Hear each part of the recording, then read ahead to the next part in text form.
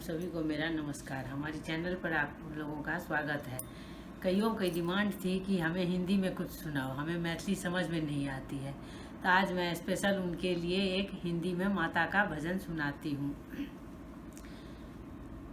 तेरे दरबार में मैया मैं दुख अपना लेके आई हूँ। तेरे दरबार में मैया मैं दुख अपना लेके आई हूँ।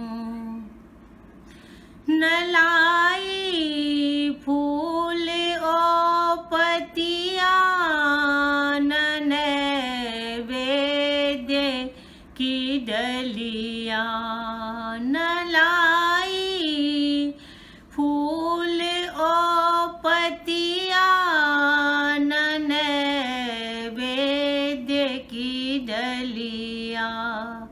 चमन से कली न लाई हूँ, चमन से कली न लाई हूँ। तेरे दरबार में मैया मैं दुख अपना लेके आई हूँ।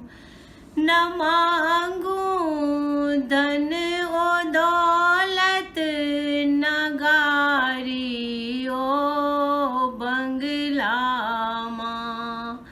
न मांगू धन ओ दौलत न मांगू गारी ओ बंगला।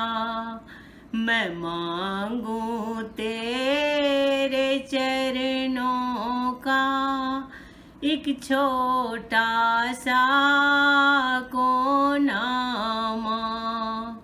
मैं मांगू तेरे चरणों में एक छोटा सा कोना माँ।